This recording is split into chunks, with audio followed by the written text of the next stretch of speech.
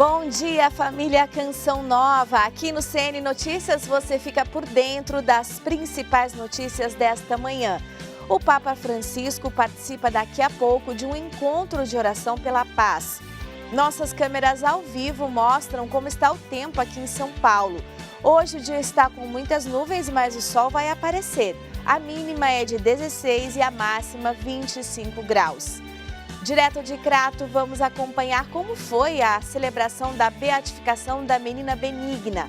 Hoje a igreja celebra o primeiro santo brasileiro, São Frei Galvão.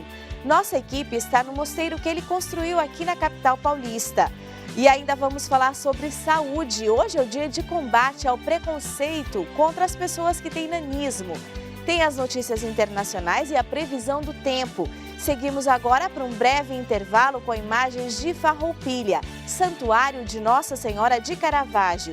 Por lá, dia de sol com algumas nuvens e não chove. A máxima prevista é de 27 graus. CN Notícias volta em 2 minutos.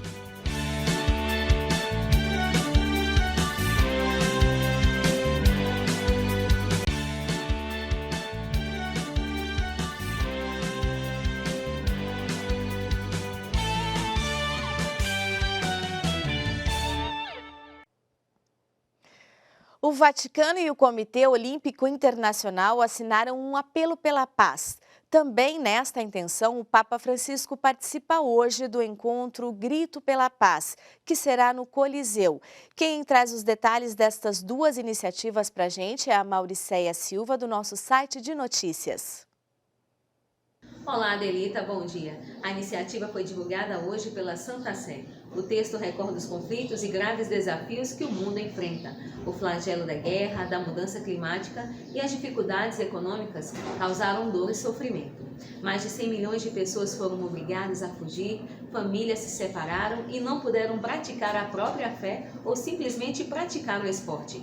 O apelo ressalta que essa tragédia humana chegou enquanto o mundo ainda está se recuperando de uma pandemia global, que recordou o quanto os seres humanos podem ser vulneráveis. Vale destacar que o Papa Francisco participará hoje no encerramento do Encontro de Oração pela Paz com os representantes das grandes religiões mundiais no Coliseu. O momento de oração é organizado pela comunidade de Santo Egídio com o tema O Grito da Paz, Religiões e Culturas em Diálogos.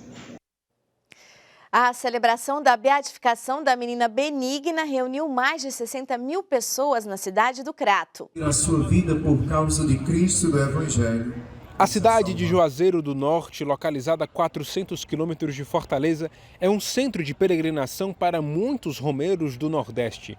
Com a beatificação da primeira beata cearense, a região do Cariri se tornará mais um centro de romarias para os muitos devotos de Benigna Cardoso da Silva.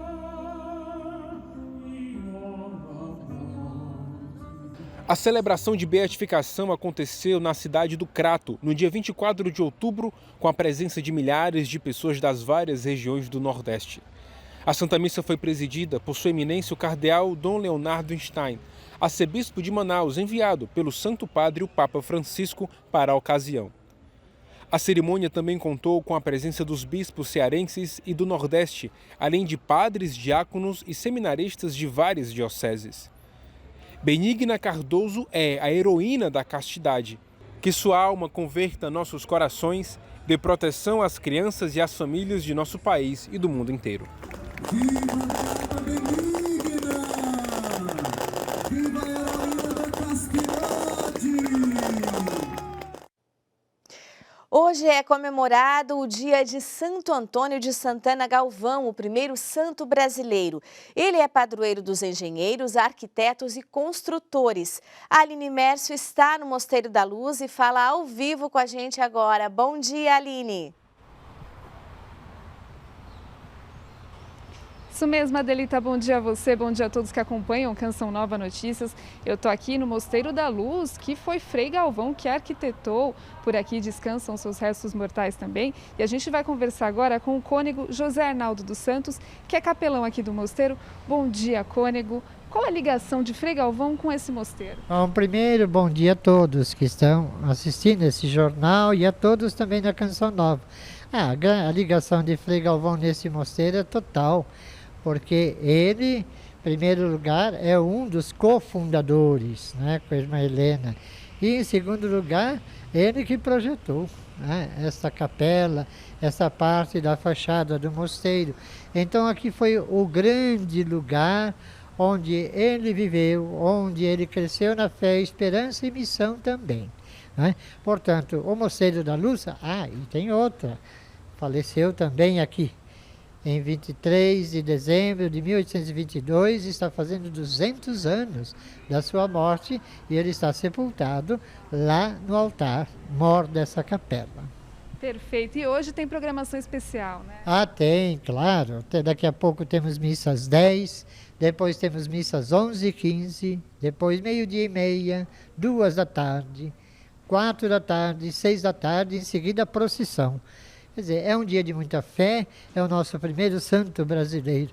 Portanto, peçamos a sua intercessão em favor de nós todos e do Brasil, né? Com certeza. Muito obrigada, Frei. Amém.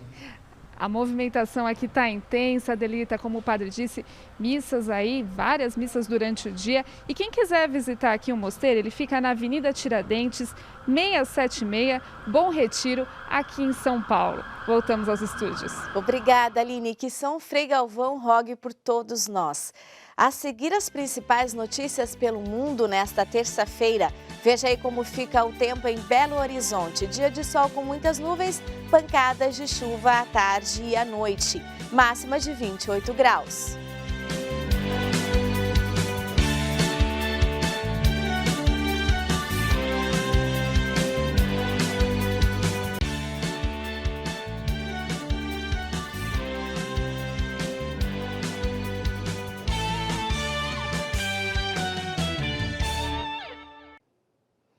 CN Notícias, edição da manhã está de volta e o Supremo Tribunal Federal começou a julgar nesta terça-feira uma resolução sobre a fake news nas eleições. A repórter Camila Castro tem as informações. Olá, muito bom dia. O julgamento começou à meia-noite de hoje. No plenário virtual, os ministros do Supremo depositam seus votos em um ambiente digital, sem debate em tempo real. No sábado, dia 22, o ministro Edson Fachin, do Supremo, negou o primeiro pedido do Procurador-Geral da República, Augusto Aras, que vê risco de censura em trechos da resolução aprovada na quinta-feira, dia 20, pelo TSE. A Aras recorreu no domingo da decisão de Fachin e reiterou o entendimento de que a nova resolução promove censura prévia. Após a liberação rápida pelo relator, a presidente do Supremo Tribunal Federal, a ministra Rosa Weber, decidiu marcar para hoje uma sessão extraordinária do plenário virtual com duração de 24 horas para julgar o agravo da PGR. A resolução do TSE foi aprovada por unanimidade e amplia o poder de polícia do tribunal para, por exemplo, derrubar posts e perfis em redes sociais que repliquem conteúdos já julgados falsos pela Justiça Eleitoral. Pela norma, o tempo dado às plataformas para cumprir essas decisões foi reduzido para 2 horas. O texto é uma tentativa do TSE de controlar a viralização e as informações falsas ou descontextualizadas que pretendem influenciar o processo eleitoral e também a corrida presidencial. Segundo o presidente da Corte, o ministro Alexandre de Moraes, as denúncias sobre informações falsas recebidas pelas principais plataformas do país subiram 1,600% no segundo turno. Camila Castro para o Canção Nova Notícias, edição da manhã. Muito obrigada, Camila. E nesta semana que antecede as eleições, o Brasil se une em oração pelo futuro do país. E que alegria, meus irmãos, nos encontramos nesta madrugada de oração. A semana de oração pelo nosso país começou diante do Santíssimo e da imagem da padroeira do Brasil. Eu não estou convocando você para atacar este ou aquele. Eu não estou convocando você para defender este ou aquele. Eu estou convocando você para orar. Eu estou convocando você para colocarmos durante 7 dias joelho no chão. Eu estou convocando você para rezarmos pela nossa nação. Até domingo, a programação começa sempre às 4 da manhã com o Santo Rosário e à noite, às 7 horas, missa e terço do combate. A cada dia se renova o convite à oração, jejum e penitência. Frei Gilson, Irmã Kelly Patrícia, Instituto Hesed, Padre Duarte Lara e os bispos Dom José Negre, Dom Devair e Dom José Falcão participam do momento oracional. Será um grande clamor ao longo de 7 dias. Além dos canais do Frei Gilson e do Instituto Hesed, as orações podem ser acompanhadas pela TV Canção Nova e Rede Século XXI. É impossível que o céu não responda a um povo que se une em clamor, em adoração. Prostrado aos teus pés, venho pedir a sua intercessão pelo nosso Brasil. O Reino Unido já tem um novo primeiro-ministro. As informações com nossa correspondente em Londres, Vanessa Andrade. Bom dia, Delita, e todos que estão sintonizados nesse momento. Rishi Sunak foi oficialmente nomeado primeiro-ministro do Reino Unido nesta terça-feira. Sunak foi o único candidato a conseguir apoio suficiente nas eleições internas para ser líder do Partido Conservador. Anteriormente, ele ocupou o cargo de ministro das Finanças no governo de Boris Johnson há 3 meses atrás, e ele também chegou a concorrer com Liz Truss, mas perdeu. Como o terceiro premier do Reino Unido a ocupar o cargo em 2 meses, espera-se que ele conduza com firmeza não somente a economia, mas também a direção de seu partido rachado entre moderados e radicais. A lista de desafios é gigantesca. A inflação ultrapassou 10%, sem sintonia com os salários e o poder de compra da população. Tivemos um Brexit mal negociado, a relação com a União Europeia está desgastada e os alicerces do Reino Unido estão abalados também na Irlanda do Norte e na Escócia. Aos 42 anos, Sunak é o primeiro chefe de Estado britânico de origem indiana. Seus pais nasceram no Quênia e na Tanzânia, e então imigraram para o Reino Unido na década de 1960. Sendo assim, ele se torna o primeiro cidadão não branco a liderar o governo britânico e ainda o segundo mais jovem da história. De Londres, Vanessa Andrade para o Canção Nova Notícias, edição da manhã. O Vaticano e a China renovaram por mais 2 anos o acordo sobre a nomeação dos bispos no país asiático. José Miguel Encarnação, de Macau, traz mais detalhes. Bom dia, Brasil. Depois de ter sido assinado no dia 22 de setembro de 2018, este acordo foi renovado a 22 de outubro de 2020 e agora novamente a 22 de outubro de 2022. Isto demonstra que, apesar de ambas as partes, durante estes últimos 4 anos, terem por vezes tido alguma dificuldade para chegar a bom porto quanto à nomeação dos bispos, a verdade é que, no final do dia, os prelados foram nomeados com o consentimento de ambas as partes e estão a funcionar, sendo que as suas paróquias até hoje não foram assinaladas ou sinalizadas como havendo perseguição aos cristãos.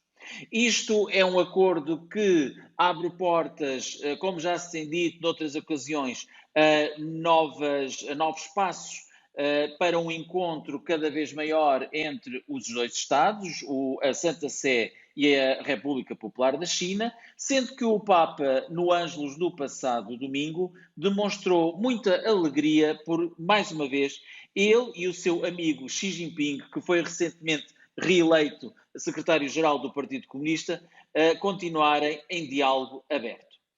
De Macau, o José Miguel Encarnação para o Canção Nova Notícias. A seguir, um dia de combate ao preconceito contra as pessoas com nanismo. Saímos para o intervalo com imagens de Curitiba, que vai ter um dia de sol com algumas nuvens e as temperaturas que variam entre 14 e 25 graus.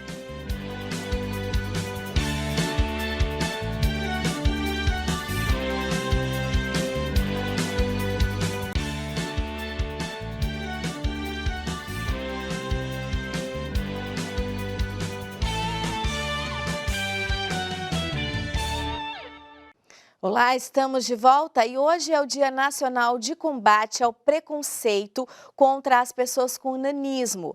A data tem o objetivo de promover ações e conscientizar a sociedade sobre o assunto. Além do preconceito, pessoas com nanismo enfrentam ainda problemas com acessibilidade. Nanismo é uma condição em que ocorre uma baixa estatura, né, em pessoas adultas, né, em que a média dessa estatura ela, essa estatura está abaixo da média mundial da população, né? Então, você tem pessoas adultas, homens, né, abaixo de 1,45 m, por exemplo, e mulheres abaixo de 1,40 m são consideradas pessoas que têm nanismo, tá? Você já pega, já aqui no consultório, crianças com baixa estatura e não nanismo, já sofrem um enorme preconceito na escola, bullying, entendeu? E aí, se você não trata isso, né, com questões, com outras disciplinas, né, nasce um adulto inseguro, isso no baixa estatura. No nanismo mesmo, não é? A coisa é muito pior, né, porque ele vai ter, vamos supor, um adulto já formado, ele vai ter abaixo de 1,45 m, é muito baixinho, né? Então isso causa para esse indivíduo um certo constrangimento, né? Mesmo de acessibilidade, embora agora você tenha, pela lei nova, né, dos mobiliários urbanos, você tem que ter acessibilidade ao cadeirante. Então, basicamente, quer dizer, isso ajuda muito a quem tem nanismo, né, no caixa eletrônico e tudo mais, mas não são todos os lugares que você vai ter acessibilidade, né? São coisas simples, né? Os balcões, né, de atendimento, geralmente, né, você tem 1,20 m, 1,30 m, quer dizer, ele mal consegue enxergar, né, a pessoa do outro lado do balcão. Então, são coisas que parecem banais, mas para quem sofre, né, desse problema, é muito penoso. E esse acompanhamento psicológico, não é, ele é muito válido para dar para essa pessoa, não é, a segurança de continuar em frente, olhar realmente, né, para frente e sofrer menos, né? Isso é muito importante. E vamos conferir agora como fica o tempo em todo o país nesta terça-feira. Um corredor de umidade entre o norte e o nordeste causa instabilidades nas regiões. Terça-feira com temporais pelas áreas em vermelho, do Amazonas a Minas Gerais. A presença da frente fria associada a um sistema de pressão atmosférica relativamente baixa, conhecida como cavado, vai deixar o sudeste e o nordeste sob chuvas volumosas e ventos fortes. A capital paulista deve registrar máxima de 25 graus. No estado de São Paulo, previsão de pancadas de chuva sobre o litoral norte e o Vale do Paraíba. No Rio de Janeiro, máxima de 28 graus. No Nordeste, a capital mais quente será Teresina, com 37 graus, e Salvador registra 27 graus, a menor temperatura. No Sul, uma massa de ar polar vai deixar o dia ameno, máximas entre 25 e 27 graus nas capitais. E os campograndenses terão um dia com calor de 33 graus. CN Notícias fica por aqui, a gente se despede hoje com imagens de Florianópolis, em Santa Catarina. Um ótimo dia para você e até amanhã, se Deus quiser.